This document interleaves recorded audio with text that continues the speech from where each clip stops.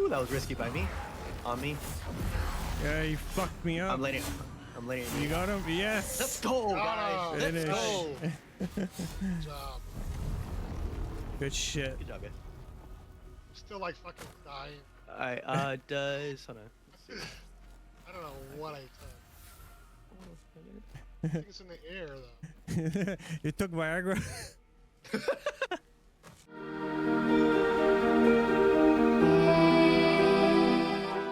What is up, everyone? Welcome back. It is Into the Wicked. Today, I want to talk about the Together update for No Rest for the Wicked and share some tips for new players who are just jumping into co-op. Before we get into that, I do want to give a quick shout out credit where it's due. I was using a clip from a stream that Wicked Builds was kind enough to let me borrow. We ran co-op together along with Larry Puss, the Rookery, and a few other members from the Discord, such as Warland, and honestly, it was a blast. It is a perfect example of how fun co-op can be when you're playing with the right people who genuinely enjoy the game. And speaking of co-op, I'll say right now, co-op is great, and I'm confident we're going to see even more changes as improvements as feedback keeps coming in. I also want to share some big personal news. I'm really happy to announce that I officially been accepted into the No Rest for the Wicked Creators Club. This has been a personal goal of mine since I started this channel, and I truly wouldn't be here without you guys and the help and support from other creators. So honestly, everybody, welcome to the club. We're in this together. I'm really glad to be part of this community. Thank you so much. But enough said, let's get into the tips with number one. I want to say gather everything early. When you start in a new realm in the Together update, gather as many resources as you can. Wood, ore, digging, do not be shy. Explore everything on your way up to Sacrament. The cost for building has increased, so resources are more important than ever. Even if it feels like you're over collecting, trust me, you are not. Future you will thank you. And I say that because you are going to be running into so many resources from the ores, from wood, gathering plants. You want to get as much possible because that is going to set you up for the future in the game, and also just for you in general. That way you are prepping and being ready for even your next character. You can bring things over. And now moving on to number two, choosing a mobile weapon. When you meet Fillmore, this is your first real weapon decision, aside from if you get lucky and find something from either the chest before getting to that point, etc. But my best advice to this, choose a weapon that keeps you mobile. Avoid anything that heavily restricts movement early on, especially newcomers. One-handed weapons are usually the safest pick for new players. Two-handed weapons can absolutely work, but they require better timing and positioning, especially in co-op. So I recommend those once you are more comfortable with the game and have a good amount of hours under your belt. Moving on to number three now, use the first boss to practice parrying. When you reach the first boss, use that fight as parry practice. Parrying in the Together update has become much more generous and newcomer friendly, in my opinion.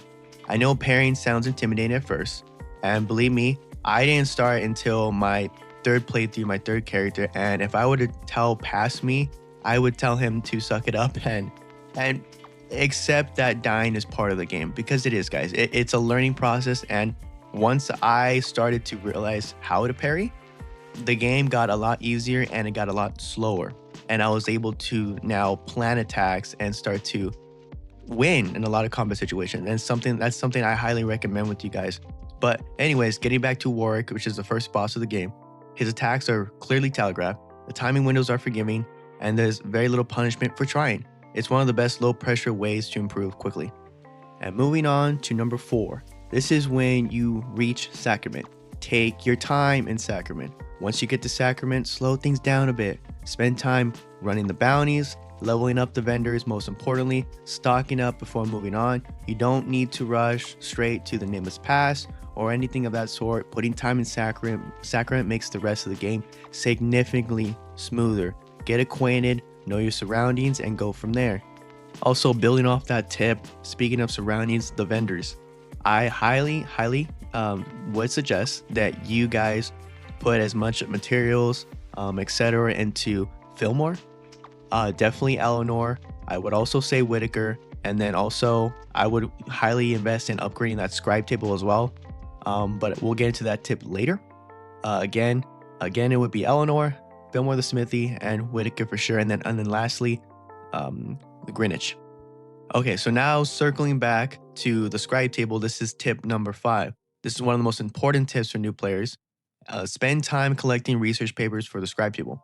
Food is your best friend. At a certain point, the heal rune alone won't be enough. You're going to need backup healing and sustain. The scribe table is now the main way to unlock recipes, craftable gear, long-term survival options. Bottom line, it's a huge part of the journey. So I would say that is definitely one of the top tasks you should do is getting to that scribe table, research paper, spending the research paper, and getting exactly what you want to set yourself up for the rest of the game and for the long haul. And lastly, tip number 6, the Crucible is a great farming option if you decide not to invest in the scribe table.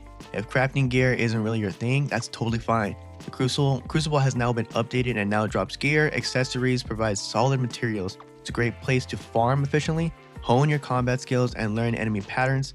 So you can think of it as a mix of practice, progression, and loot all in one.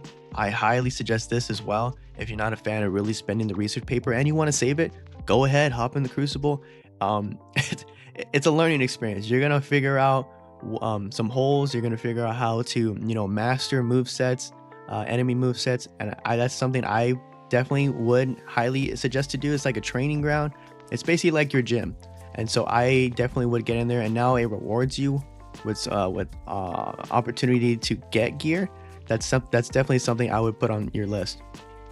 But then again, guys, those are my tips for the No Rest for the Wicked Together update. Again, I'm probably going to keep touching up on this. And again, if you guys have any thoughts or concerns or even questions, leave a comment. I try my very best to answer all of you guys. I never want to make someone feel that they're left out or that they can't reach me. Again, like I'm highly active in the Discord as well.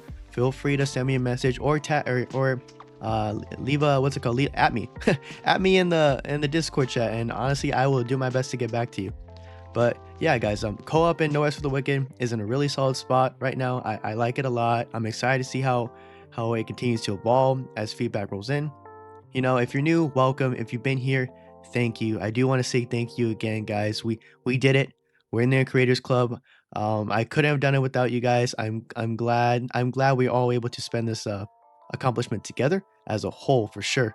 And also, I do want to leave with this note as well. Right now, it is a free weekend to jump into No Rest for the Wicked together. And also, the game is on Steam and currently on sale for a limited time.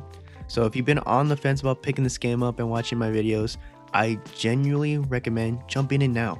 The game is incredible and the developers have been extremely generous with content for an early access title, in my opinion. To put it in perspective for you guys, I'm well over halfway to 1,000 hours played on this game, and this game is still in early access. So that should tell you everything you need to know about the depth, replayability, and care that's gone into the game already. So if you're new, again, welcome. If you've been here, thank you so much. And if you're into updates, guides, builds, and co-op content, I'm your guy. Have a good one, guys. I'll see you in the next one. Peace!